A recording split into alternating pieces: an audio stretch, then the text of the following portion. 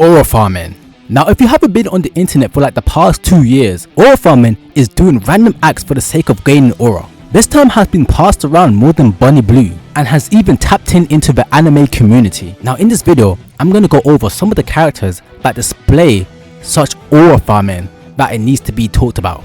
And what is it if I don't start with Mr. Loverboy himself, Gojo. Now as you can see here, Gojo has just been stabbed in the neck by Toji and has basically resurrected from the dead. And if that wasn't enough, it's what he does afterwards that's just straight aura farming. So it starts off with Gojo hitting reversal blade on Toji and just sends him flying. But Toji ain't no bitch, so he's like, nah nigga. And he just gets up because he's ready to fight. So he starts throwing these chains around and Gojo just somehow activates Ultra Instinct and starts dodging them with ease. And then he starts floating in the sky doing some majestic ass moves. And then he calls himself the honored one. The honored one. Now he's definitely feeling like one of them anime kids in school. Like there's no way you're self-glazing yourself to this much. Then he just monologues to where it feels like he just stopped time. And then afterwards, he just hits a hollow purple and just one-shots Toji. Like Gojo just being stronger than Toji at this point, there was no need to do all this extra stuff. Just beat Toji and get on with it. There's no need for you to be aura farming to this extent.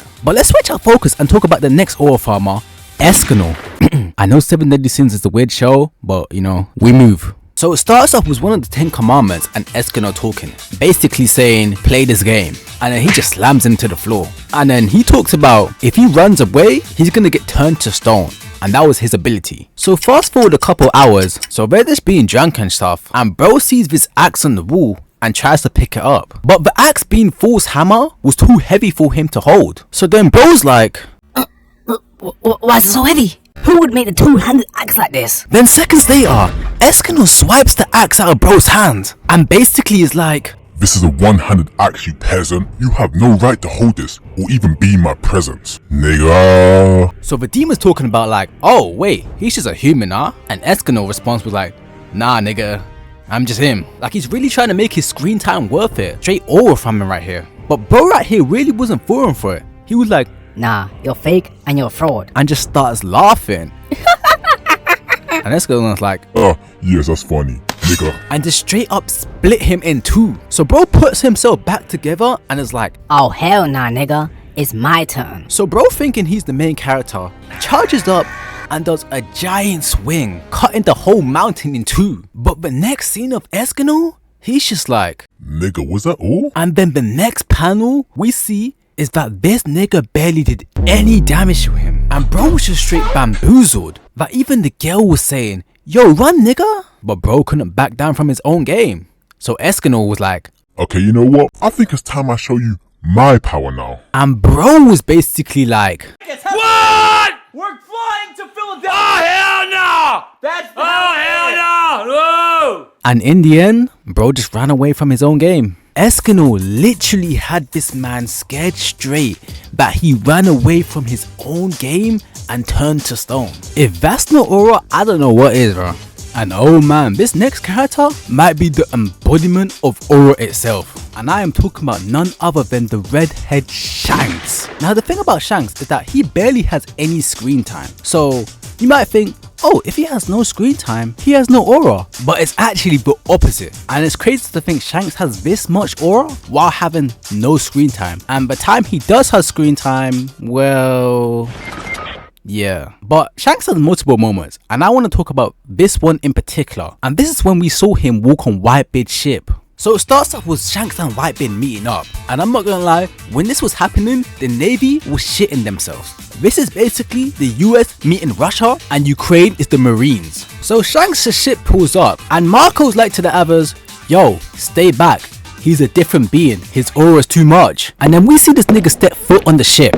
So bro right here is not believing that, and Marco's like, nah, get your ass inside. What the hell? So this man Shanks is still walking on, and people are just collapsing one after the other. And dude right here is like, what's going on? And Marco's like, nah man, I told you. And then we just see this nigga walking and bodies just dropping behind him. Like this is like absolute cinema. Even the ship is getting broken by his aura alone. Like I know this isn't the first time we've seen Shanks, but this has to be a grand entrance to his power. But yeah, we know what happened after that. Now on to our last character, Mr. Aura Farmer himself. The man, the myth, the legend, Mr. Piccolo. Now Piccolo be having multiple aura farming moments, but the ones where he aura farms the most is when he pulls up in movies. And there's a lot of them, so I gotta make this quick. So the first one's in the dead zone, and Goku's like, it's still 3-on-2. And then Piccolo comes out of nowhere, making it 3-on-3. And the fashion he does it in is just straight aura farming at this point. Like, why is he posing like this? Talking about, Keep cool, I didn't come here to help you. I got a score to settle with these three. okay, that's cool, no, but why do you have to pose like that? Like, come on, man, we see you. And look at the next one. So these discount Cybermen are beating down on Gohan until you see one of them stop. But actually, it's Piccolo holding one of them. And look how he has his back turned towards the camera. Like, nigga, you is not cool. And then, I don't know if you see this, but look how he turns to look at Gohan and then turns to look back. Like, nigga, we see you. Like, nigga think he's so cool. And then the next one, Turles the Scouter picks up a power level. And then Turles is like, what the fuck? And the next thing you see is Piccolo coming from the top row, aura farming. And look what he says right here. I'm everything you fear. Really, nigga? Nigga think he's Batman, but he might really be Batman in this next clip. Lil Slug movie, Piccolo fires the Ki Blast, and look how the cape is glowing. And then he just comes down, bodying these enemies left and right. And then look at this poor soldier right here. Let go of me! Gladly.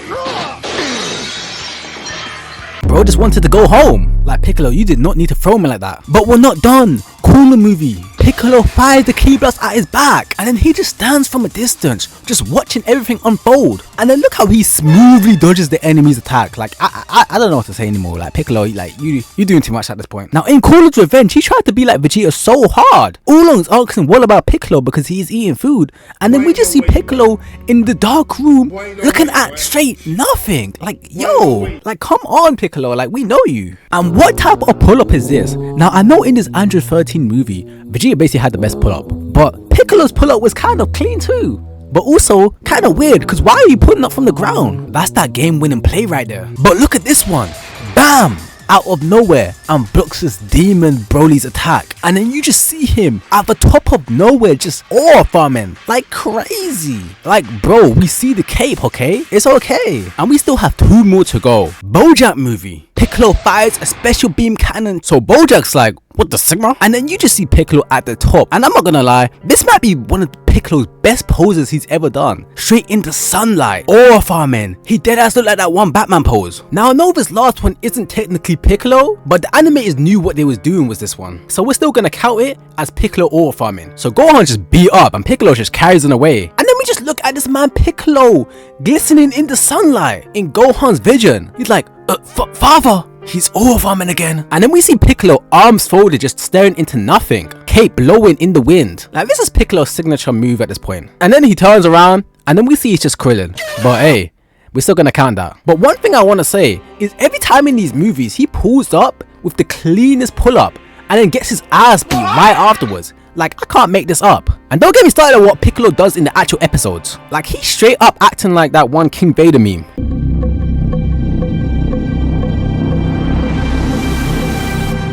Piccolo, are you gonna fight? Hell no. It's just hot as hell over here. Hey, that's gonna be it for this video. It's a bit longer video than the other ones that I create. Put in the comments if you want a part 2 and more. But I hope you guys enjoyed it. Make sure to like, comment and subscribe. And without any further ado, it's your boy Trike, and he's out.